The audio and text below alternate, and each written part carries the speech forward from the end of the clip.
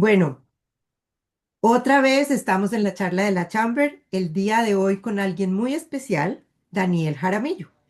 Y él hace parte del grupo de la construcción de la Cámara de Comercio Colombo-Americana de Miami. Este grupo es una asociación de miembros que entre ellos hacen negocios y se ayudan mutuamente. Ellos resuelven problemas que encuentran cada día, se ayudan a muchas cosas diferentes y el grupo tiene como objetivo convertirse en una herramienta que genera valor a todos los miembros que estén allí. Es decir, que quieren sumar, que cada uno sume para que los objetivos y los logros de todos sean mejores. ¿Quiénes pueden ser miembros de este grupo? Las empresas relacionadas con la industria de la construcción, los miembros que estén relacionados con la industria de la construcción pueden ser inversionistas, proveedores de bienes, consultores o realtors. Eso es el grupo de la construcción y allí tenemos a nuestro muy especial Daniel Jaramillo. Entonces, ahora vamos a pasarle la palabra para que nos cuente un poquito de su historia, cómo empezó la historia de Daniel en la finca raíz en los Estados Unidos. Bueno, primero ante todo, María Fernanda, muchas gracias por la invitación. Estoy muy orgulloso de estar en ese grupo, de estar siendo muy activo en él. La verdad que le recomiendo a todos quienes estén involucrados en alguna parte de la construcción que se involucren. Muchas veces no es solamente la persona que conocen allá, sino el que conoce a esa persona que ustedes necesitan llegarle. Y la verdad que después de la pandemia creo que todos empezamos a entender que ese contacto más cercano, más en persona, es necesario para de verdad conseguir esas relaciones estrechas que generan negocios. Entonces, estoy muy agradecido de nuevo por estar invitado acá y pues para comentarte un poco acerca de mi pasado. La verdad es que finca raíz no fue algo que escogí, fue algo que me pasó. Esas son el tipo de situaciones en las que uno ve una puerta y dice, ve, eso está interesante, ¿será que me meto por ahí? Pues bueno, eso fue lo que me pasó a mí. En realidad yo venía de la industria de vender carros y había un cliente en particular que nos debía dos vehículos y dijo, no, no le puedo pagar, le puedo pagar con un apartamento y bueno, pues entre eso y no recibirle la plata, se lo recibí. Y era un apartamento de sección 8. Sección 8 es un programa del gobierno que paga hasta el 100% o a veces 80% del alquiler. Y empecé a sacarle números a eso, a compararlos con los números de los carros.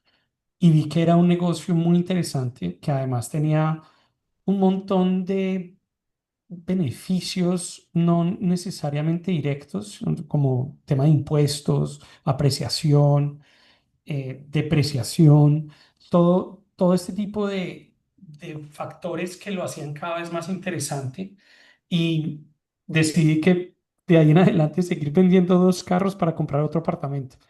Y así fui aumentando un portafolio de lo que se llama Value Add, que son apartamentos para comprar, arreglar y vender por más dinero.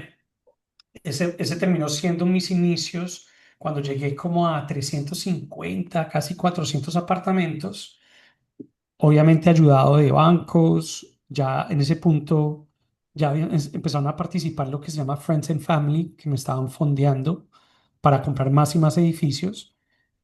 Y cuando aumentamos ya ese volumen, dijimos, no, bueno, vamos a necesitar entonces una compañía de management que se haga cargo de esta operación. Esto ya, yo no puedo seguir ahí como con dos personas en la oficina tratando de administrar este número de Tan apartamentos. grande.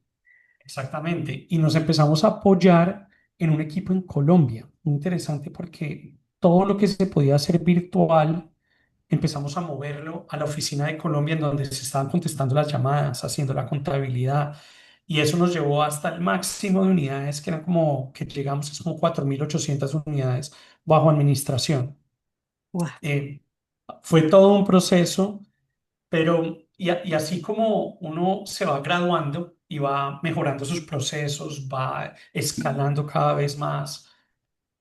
Vi la oportunidad hace unos 7 años más o menos de hacer desarrollo de esas mismas propiedades. Ya entonces no quería meterme a construcciones de 1970, arreglarlas, sino, venga, ¿qué tal si arrancamos de ceros? Y y vimos un par de pedazos de tierra muy interesantes.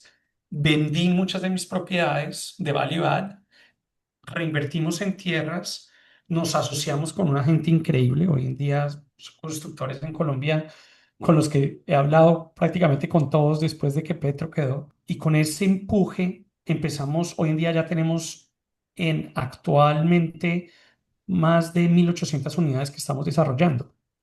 Entonces es lo que se llaman un pipeline o una lista de propiedades importante, cada proyecto en su etapa diferente. Ya ahorita estamos celebrando la semana que viene el top off de un proyecto de 110 apartamentos en Fort Lauderdale, entonces muy orgullosos por eso. Claro. Pero arrancamos una construcción de 240 unidades en North Miami. Ahorita tenemos nuestro proyecto más grande que debe empezar en un mes y medio, que son 642 unidades en Hialeah. Vienen después otras unidades en el Upper East Side y cerca de Brickell también queremos desarrollar otro proyecto. Entonces, ha sido más o menos esa la historia. Vale. Increíble, increíble, qué historia tan bonita. Cuéntame cuál fue el punto que hizo esa transformación. ¿Qué tenías en la cabeza en el momento que pasaste de tener ciertas propiedades a convertirte en un desarrollador? ¿Qué era, qué fue lo que hizo eso? Mira, yo, ok, de pronto le devuelvo la pregunta y es, a veces me pregunto a mí mismo y es, ¿por qué no lo hice antes? ¿No? Es decir, entonces, ¿qué fue lo que cambió para volver a la tuya? Antes, de pronto, me sentía limitado por mis propias limitaciones. Es decir, como dije, no, pues yo puedo hacer negocios de $1,500,000. Y eso es lo que venía haciendo. Y la mayoría de mis edificios, creo que hasta hace 10 años o 12 años, no pasaban de $2,000,000 un proyecto. El proyecto de $208,000,000, por ejemplo, era un proyecto que me hizo saltar de 2 millones a 200. Eso eso no fue de la noche a la mañana, pero sí fue un proceso de empezar a creerme el cuento, de ver que sí era posible, de saber qué era lo que necesitaba. Y lo que necesitaba realmente eran unos socios estratégicos que necesitaran mi experiencia acá local para poderla llevar al siguiente nivel. Y así fue que lo empezamos como a aspirar a negocios más grandes. Entonces Claro, creo que es un tema más como de creerlo, pero también fue acompañado de también una dinámica de lo que estaba pasando en Miami. En Miami, de 10 años para acá, se transformó. Es decir, pasamos de ser una ciudad turística en donde la gente venía a quedarse 2 o 3 semanas en su condominio que tiene en la playa o en aventura y se devolvía.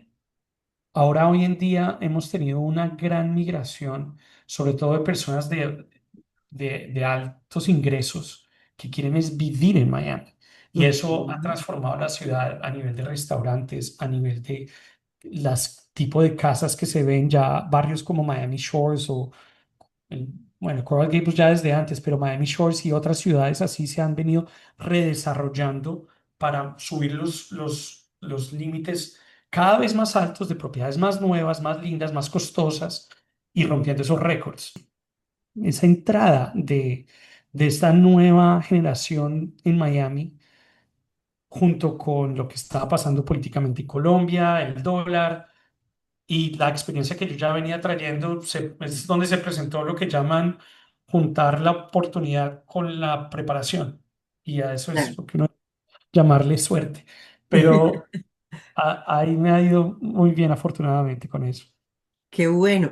Si tú estuvieras hablando hoy con una persona que está empezando y que quiere invertir en los Estados Unidos, ¿qué le dirías tú en cuanto a los factores que debería tener en cuenta para que una propiedad realmente le vaya a generar resultados a largo plazo? ¿Qué le recomendarías tú que viera? Claro, mira, muchas veces, a veces es acerca de qué no hacer. Es decir, no es qué hacer, sino qué no hacer. No Ajá, cometer errores. Ese es el tema y eso es lo que se consigue a punta de experiencia. Entonces, mi recomendación en realidad es asóciense con alguien que sepa. sepan buscar ese joint venture.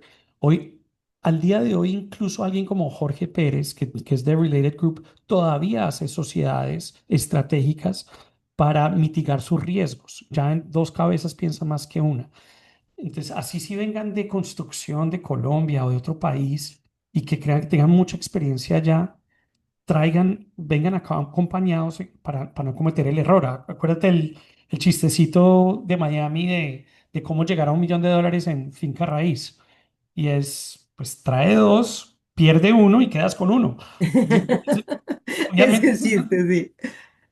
es terriblemente triste y frustrante, pero es una realidad de Miami. Acá muchas veces de pronto llegan y tal vez la primera persona que conocen es un realtor, ninguna ofensa a los realtors, hay unos muy buenos y yo trabajo con ellos también, pero hay otros que están detrás de una venta y lo único que les interesa es llegar a la fecha de cierre y hasta luego.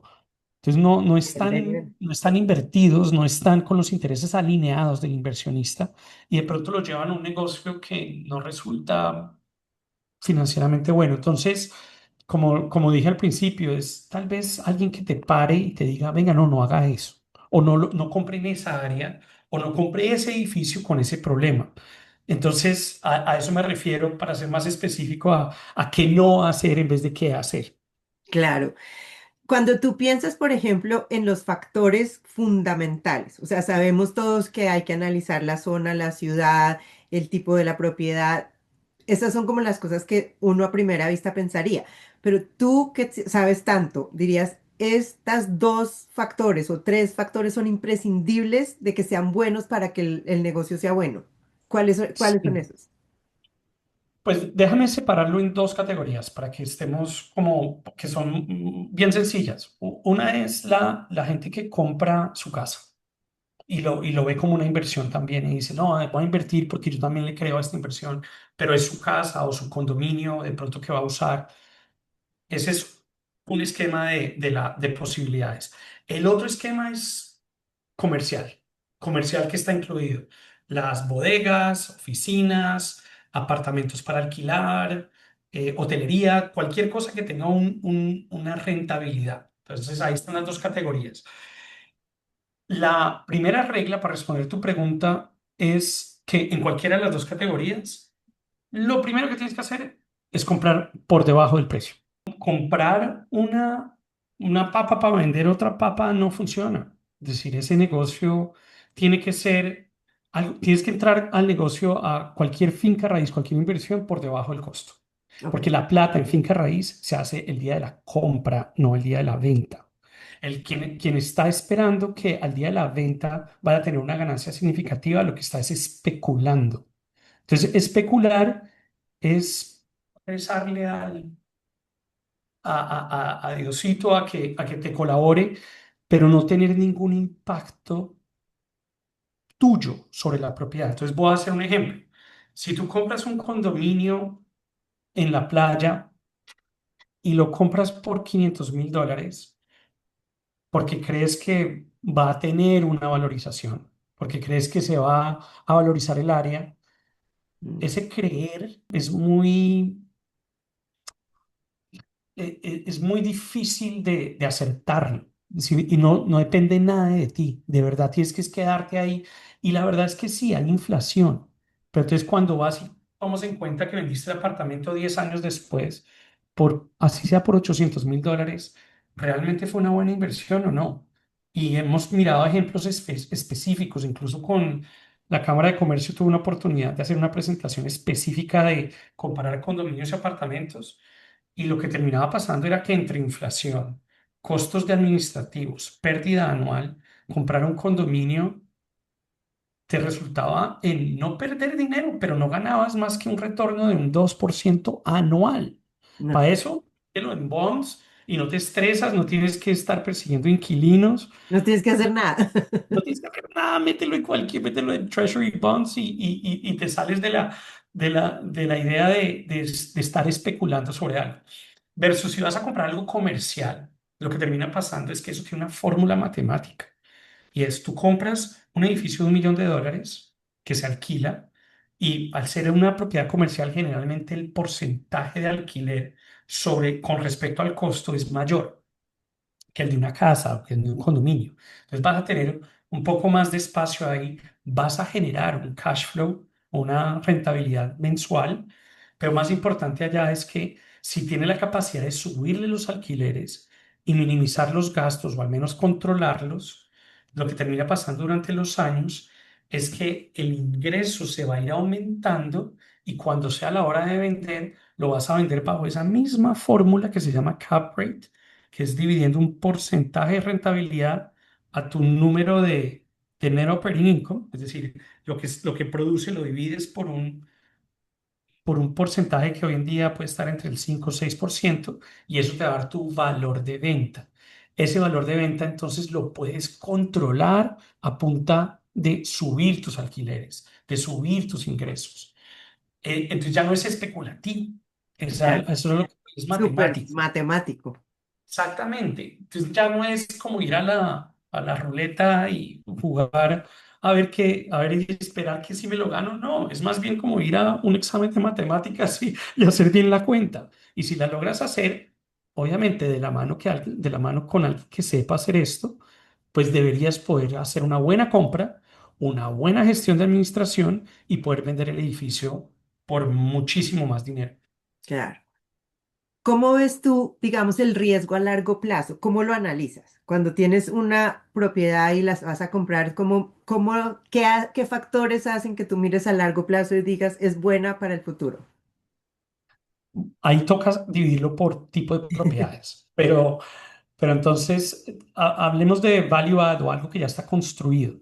Si algo que está construido hoy en día, hay que tener cuidado con algo en particular que se popularizó después de la caída del edificio en Surfside y es lo que se llama un 40-year certification. Y es que no te vaya a llegar una recertificación de esas y que tengas que reconstruir el edificio porque de pronto está caído o algo. Entonces ese es uno de los riesgos. El otro de los riesgos es mala gestión. Ahora, la mala gestión afortunadamente se puede cambiar de un mes a otro y darle los meses suficientes para que se recupere, pero me refiero a que un mal administrador no está recogiendo bien los alquileres o metió a los inquilinos equivocados o aumentó los gastos operativos. Todo eso toca corregirlo y hacerlo bien para maximizar la, la rentabilidad del edificio. Hay otros riesgos que son macroeconómicos, pero para cubrirse los riesgos macroeconómicos tienes una serie de soluciones, que es la de, por ejemplo, lo de los intereses, meterse a intereses variables. Podría ser un riesgo porque si aumentan los intereses a 3 4 años, se te empieza a volver un problema. Pero existen préstamos que son interés fijo durante 10 15 30 años. Entonces, esa es una forma de mitigar ese riesgo. Después mitigarlo de esa manera. Otros riesgos que de pronto la gente ve es, no, a largo plazo la zona se puede ir deteriorando. Eso lo he visto en otras ciudades. No he visto que sea el ejemplo de Miami. Miami cada vez está gestionando cada vez mejor por toda la influencia de desarrollos, pero una manera como de cubrirte en salud con eso es ver cuáles son los permisos que están ejecutándose en esa área, qué nuevo ¿Qué se está viene? desarrollando, qué viene exactamente, o qué no viene, mejor dicho, ah, no, aquí no le están invirtiendo nadie, soy yo solamente. Entonces, ahí habría una banderita roja como para cuidado, no se meta ahí. Esos son entonces los riesgos de value add. Riesgos de construcción son diferentes, pero también son muy manejables. Y por ejemplo, te doy uno que muchos de nuestros inversionistas es generalmente el que primero me pregunta, pero Daniel, ¿y si los gastos de construcción se aumentan? ¿No le da miedo? No necesariamente. Primero, si se aumentaran, es un tema inflacionario y lo primero que responde a eso es el alquiler. Entonces, a medida que aumenta el alquiler con los precios de construcción, generalmente se compensan o a veces nos vemos favorecidos.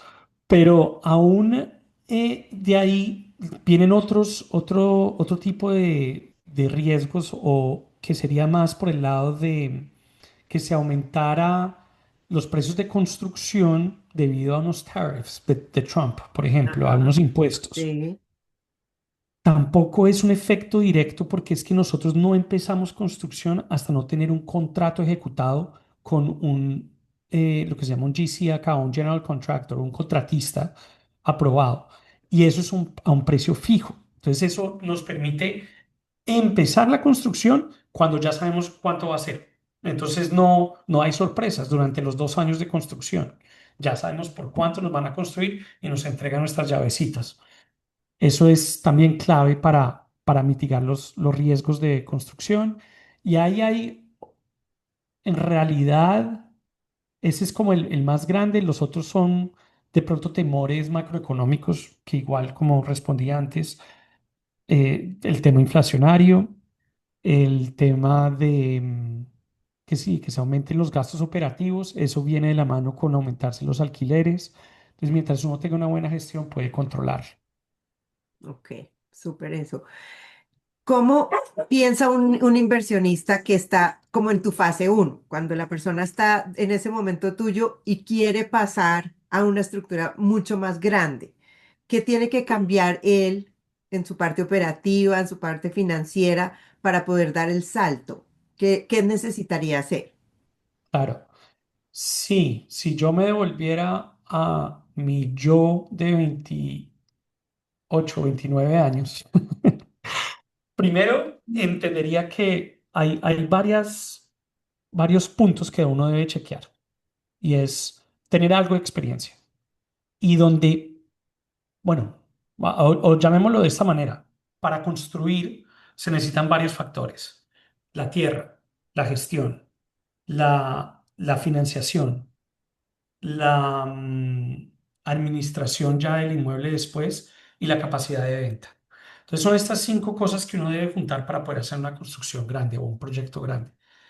¿Cuál de estas te falta? Y pensar, ok, yo estoy flojo en esta o estoy flojo en aquella. No tengo el capital, por ejemplo.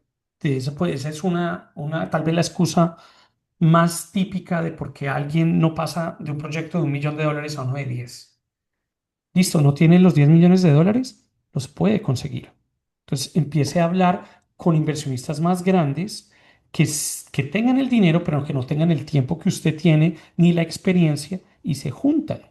Entonces ahí es donde 1 más 1 es igual a 3, donde pueden llegar y multiplicar las capacidades de cada uno. Yo creo que es un tema de nuevo, de juntar esos ingredientes. Como dice mi papá, un buen sancocho la, es la mezcla de tener los ingredientes correctos. Entonces, si los tienes, debería funcionar. Y, y eso es lo que yo he venido haciendo. Las falencias que tengo, las incapacidades o las limitaciones que tengo, las cubro con gente mucho más capaz o que tienen otro tipo de recursos que yo no tengo, y juntos ya podemos juntar una fórmula, digamos, completa para poder llegar a proyectos más grandes. A mucha gente le da miedo escoger esos socios o reunirse con alguien más porque es una cosa incierta, ¿verdad? Si no lo conoces muy bien, ¿cómo sabes con quién te metes? Ahí sí. Muy buena pregunta y te lo digo, ya he tenido 2 malas experiencias, 2 muy malas experiencias. De las dos he aprendido cosas diferentes, pero primero, hoy en día los récords son muy públicos, sobre todo en Estados Unidos. Sí. Entonces, por favor, busquen qué demandas tiene. Es decir, eso es cualquier abogado, tú le dices, mira, quiero asociarme con esta persona, ¿qué demandas ha tenido en contra? Y sobre todo, cuáles de esas demandas fueron de socios. Y ahí mismo uno ve porque uno puede Ah, sí. leer toda la demanda completa. Ahí va a estar explicadito completamente. Y si quieres averiguar más, habla con el demandado. A ver qué fue realmente lo que La pasó entre situación. ellos. Y ahí empiezas a conocer quién es quién. Eso es lo primero por lo que yo arrancaría, lo que llaman el KYC, Know Your Client, pues acá es Know Your Partner. Y búscalo bien. Eso por un lado, sí, las recomendaciones ayudan, pero no todo el mundo sabe todo el cuento. Yo me iría por los récords públicos. Lo otro es esto. La parte legal es importante y es muy clave tener las cosas claras. Para eso aquí estamos en el mundo de los abogados o perdón, en el país de los abogados, eh, tengan lo que se llama un acuerdo operacional o un operating agreement en donde esté muy claro explicado las responsabilidades y derechos de cada uno. Y no obstante, tengo que decir esto, el papel es solo tan bueno como quien lo firma.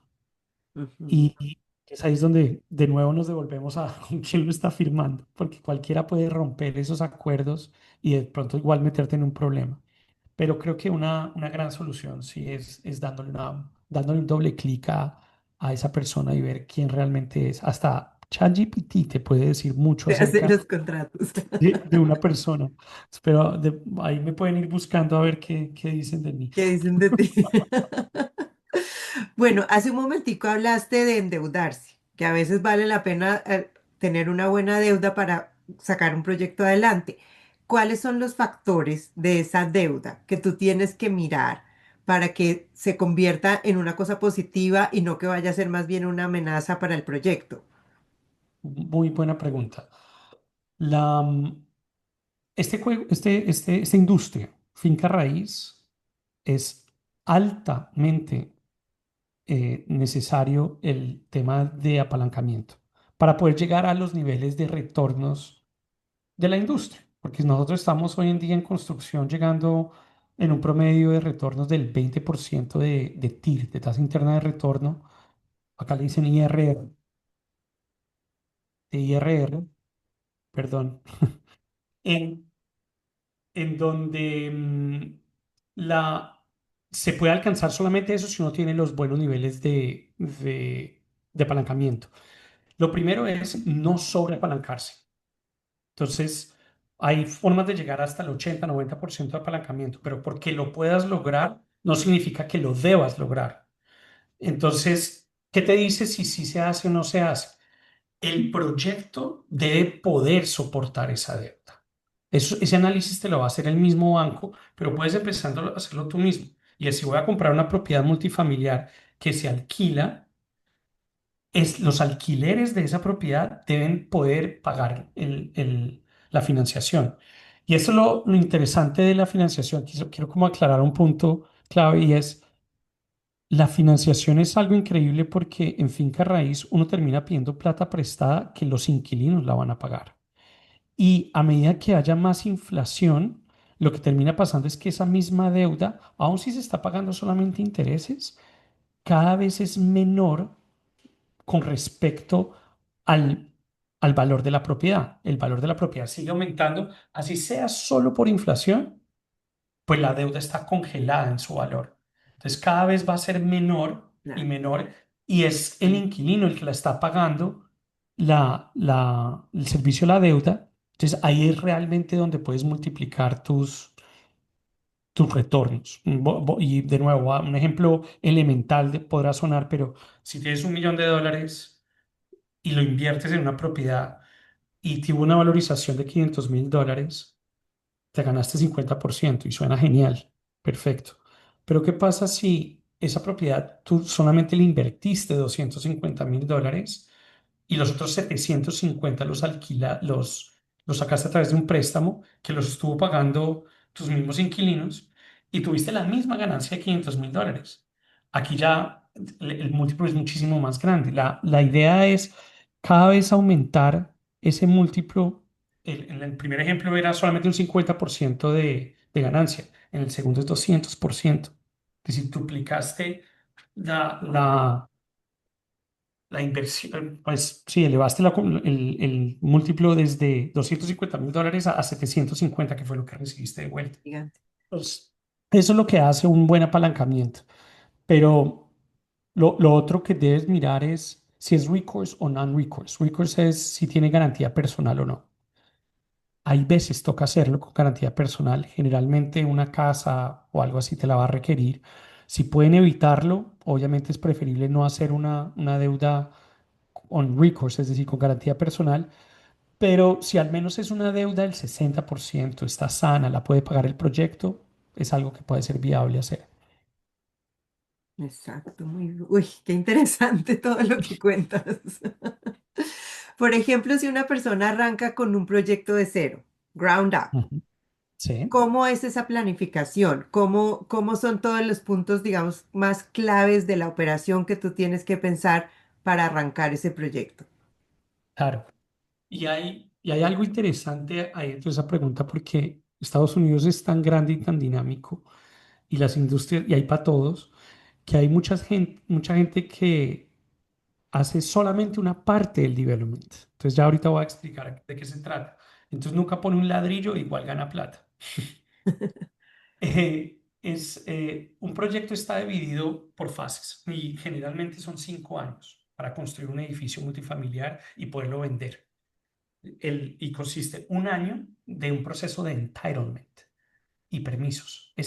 Durante ese año completo, tú digamos que ya compraste la tierra y lo que haces es sacarle permisos, pedirle al zoning board, es decir, la ciudad que te permita hacer el proyecto que quieres planear, eh, sacar las licencias, pagar los impuestos, sacar los subpermisos del master building, los planos, todo eso, todo ese proceso se demora un año.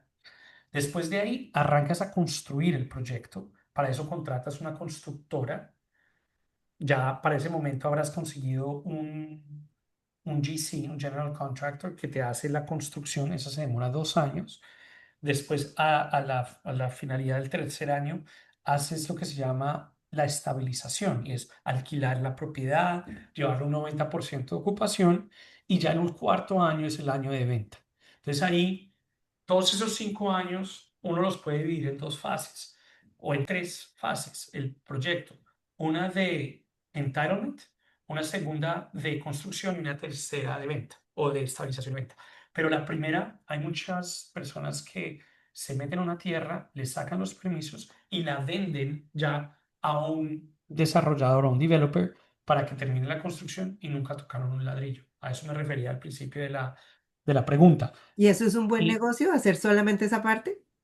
sí, para los que lo saben hacer, lo hacen muy bien e incluso lo que hacen es muchas veces cambiarle la norma a la tierra, algo que no es muy común en Colombia, eso lo sé porque ya me explicaron allá, es con un tema que se llama creo que POT o algo así, y es invariable.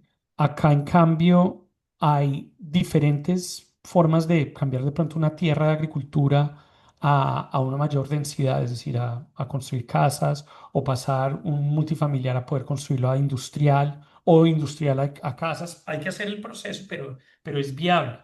E incluso hoy en día ya se desarrolló una nueva ley acá que se llama Live Local Act, de la cual también hice recientemente un panel explicando cómo funciona y ese te permite aumentar la densidad. Entonces ahora de ciertas áreas, pero es un proceso por el que tienes que pasar.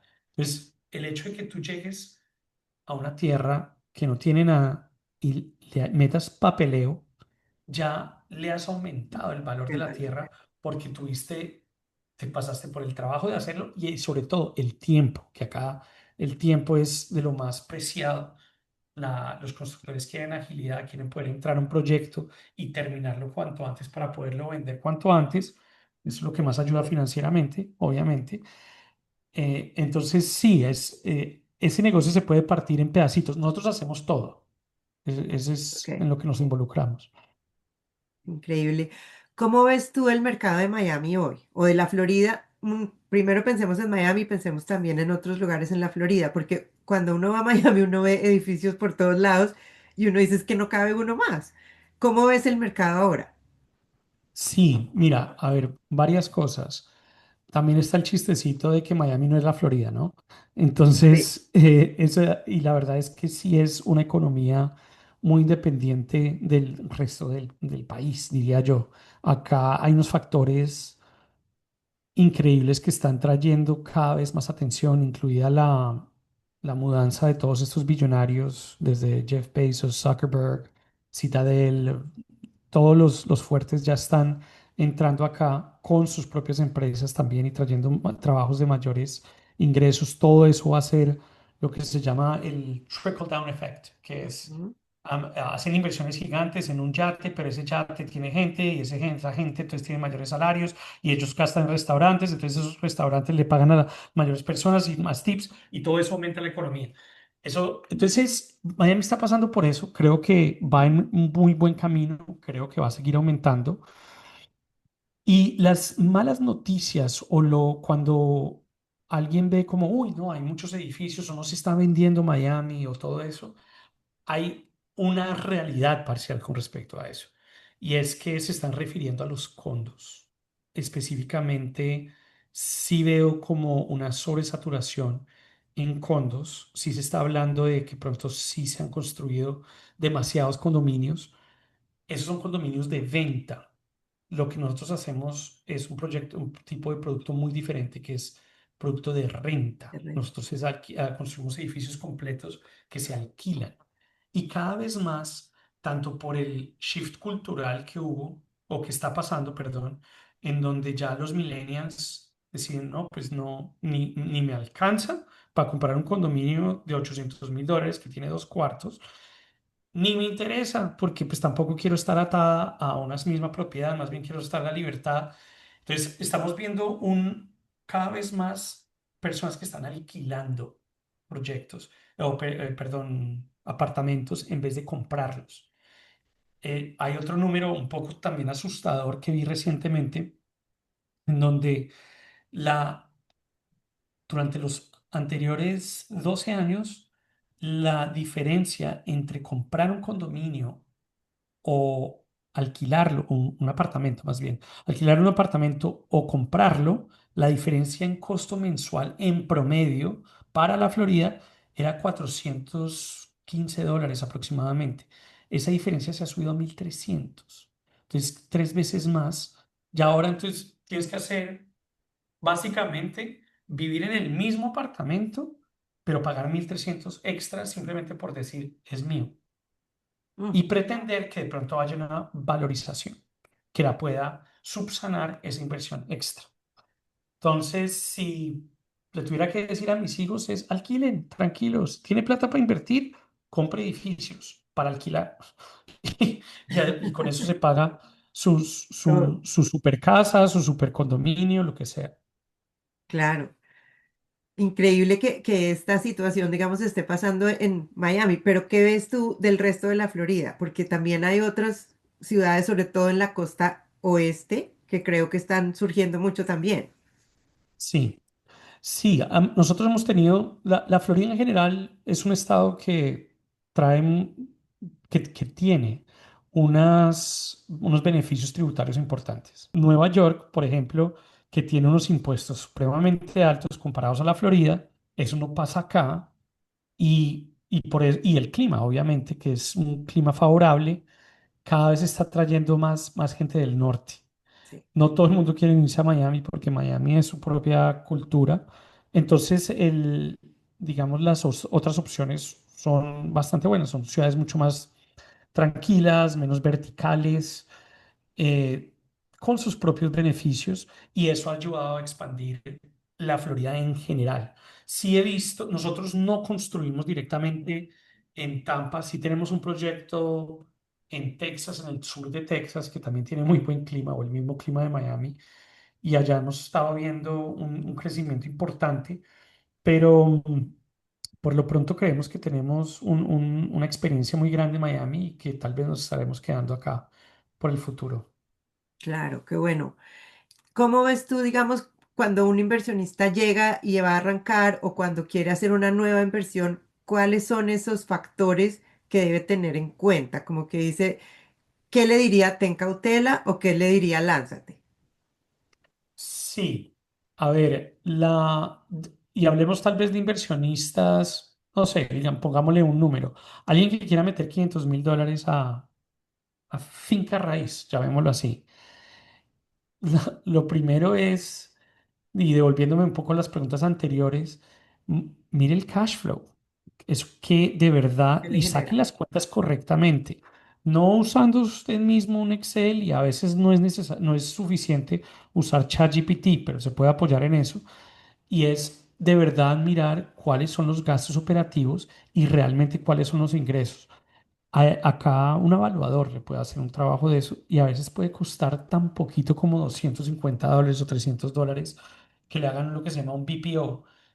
Entonces, sobre una propiedad que quieras comprar es, venga, si alquilo esta propiedad, ¿cómo me iría mensualmente? Y es posible que de lo que le ofreció el realtor diciendo que se va a ganar 1.500 mensuales, en realidad va a terminar perdiendo $1.000 mensuales. Y ya esa diferencia de 2.500 ya lo pone a pensar a uno. Sí. Ahí ya hay una alerta roja grande y es, ok, no, ya sé que operacionalmente voy a perder dinero, igual lo quiero hacer. Bueno, asegúrese que lo está comprando por menos dinero. Entonces, porque si no, entonces no está haciendo nada. Acá el tema es comprar barato, vender caro. Esa es la manera de poder llegar a un buen retorno. Y para lograr hacer eso hay que comprar una ganga con alguien que sepa, que conozca o que tenga acceso a ese tipo de propiedades. Y, y vender caro es venderlo con ya listo el producto. Es decir, hágale lo que tenga que hacerlo, pintarlo, arreglarlo, mejorarle los clientes, los inquilinos y eso potencializar el valor de la propiedad. Dijiste el acceso. Mm. Cómo se tiene ese acceso a las propiedades? ¿De dónde? Sabemos que hay varios sistemas donde las encuentras, pero ¿cuál es el que te da de pronto las que no están anunciadas en todas partes, ¿verdad? Mira, sí, eh, a mí me hicieron una pregunta una vez en un panel, esa misma pregunta, ¿cómo tiene acceso a las gangas? Y Sí, yo tengo problema en compartir esa información, porque creo que, pues ya vas a entender por mi respuesta, pero me acuerdo que los dos panelistas que estaban al lado mío dijeron dos respuestas diferentes antes de que yo hiciera la mía. Uno dijo, no, nosotros hacemos un canvas del área, es decir, lo sí. que hacen el puerta a puerta, tocándole a ver si alguien va a vender una casa y por cuánto la va a vender y así, ese trabajo manual o a veces lo pueden hacer por internet a punta de llamadas, sabiendo cuáles son las propiedades.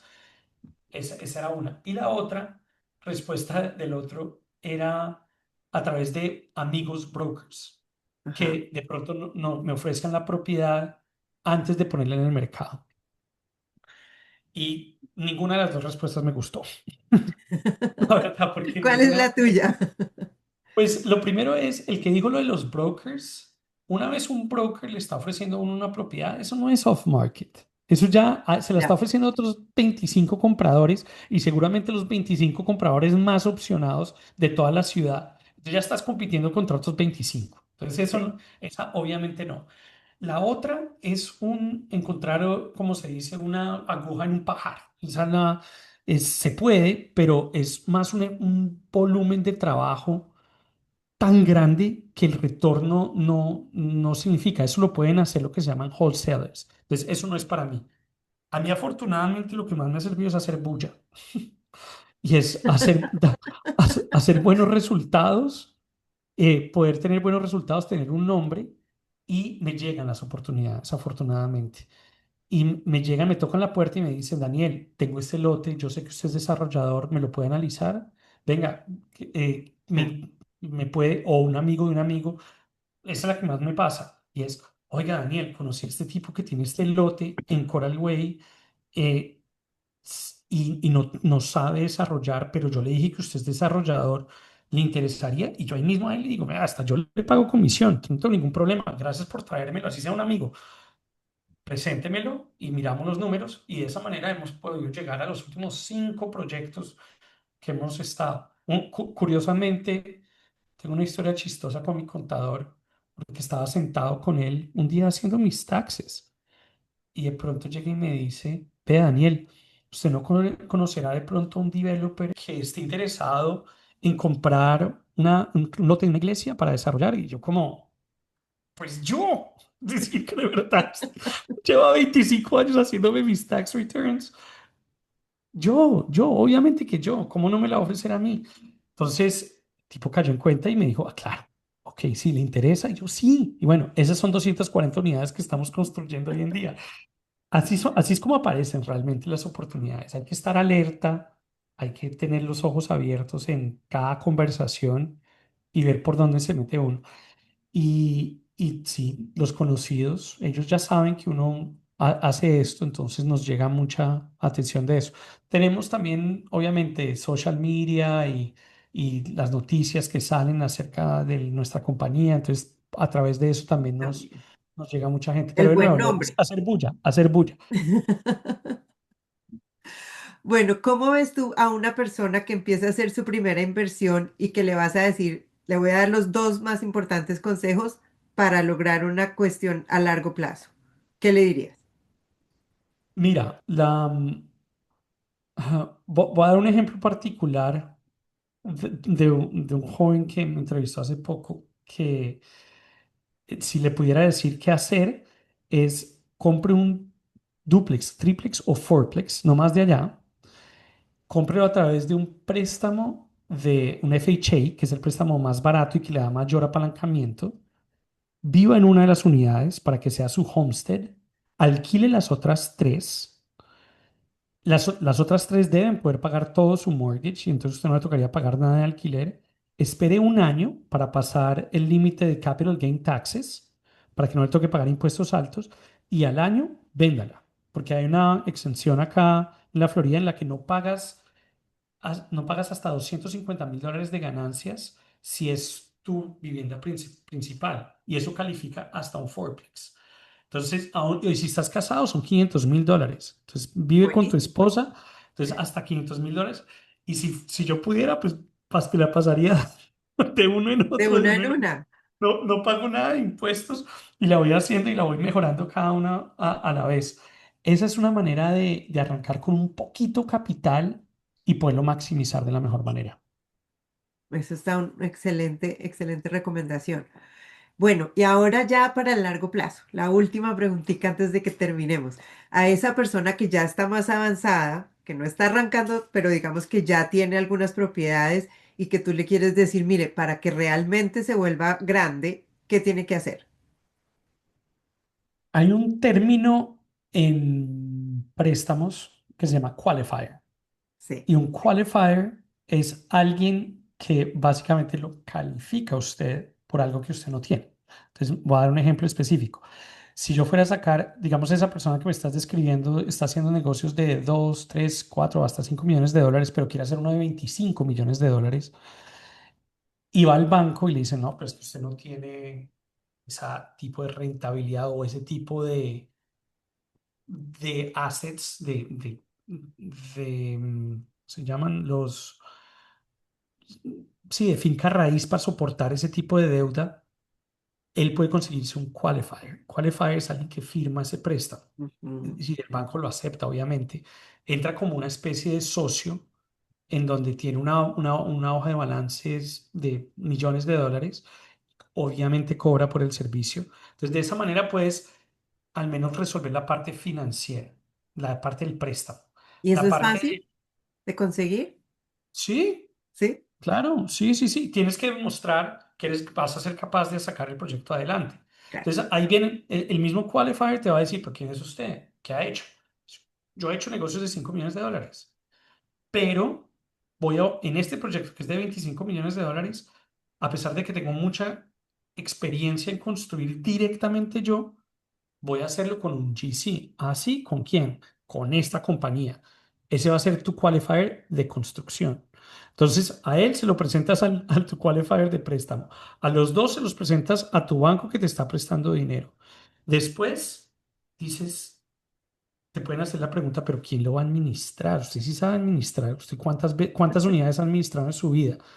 Dice, no, lo que más he tenido son 10 unidades y ahora quiero administrar 100. Ja, Bueno, pero usted no es ¿quién va a hacer capaz. eso? Tranquilo, tengo esta compañía. Y lo pones, entonces tienes ya un engagement, un LOA y lo que sea con esa otra compañía, y ahora tienes una compañía que te va a hacer tu management. Reúnes todos estos ingredientes, tanto de la financiación, incluso se me olvidó decir el del equity, que es un bien importante. ¿Cuánto de pronto le tengo que poner para un proyecto de $25 millones? Va a necesitar alrededor de $10 millones y de pronto él solamente tiene $500,000. También eso se llama syndication, que es conseguir eh, inversionistas de 1, 2, 3 millones de dólares, juntas tres de ellos y logras juntar ese equity. Ah, A ellos les muestras una presentación de todo y así pasas al siguiente nivel. buenísimo. No, tienes una experiencia increíble. Nos podríamos quedar aquí hablando y hablando por horas. No, Muchas total, gracias. Muchas con gracias. La muchísimo idea gusto. de este podcast es mostrarle a nuestros miembros actuales y a muchos otros que podrían ser miembros que tenemos gente como tú. en la cámara, que les puede ayudar, que puede ser una persona que tiene una experiencia tan maravillosa que es una persona a la que cualquiera que esté en el negocio quiere ir y charlar contigo un ratico, seguro. Absolutamente. Y acá las puertas abiertas, cada ratico entran acá y me hacen preguntas desde cómo comprar un condominio o si cometí un error en esto, hasta cómo desarrollar un proyecto de 150 millones de dólares. Y con muchísimo gusto me involucro, así es un tema de relaciones. Entonces, mis Claro. puertas están abiertas y con muchísimo gusto de nuevo. Gracias por la invitación y espero seguir compartiendo con ustedes de aquí para adelante. Sí, creo que deberíamos hacer otro. Más adelante hacemos otro para otros Perfecto. temas que son súper importantes en el tema de la construcción. Claro que Mil sí. gracias a ti. María Fernanda, muchas gracias.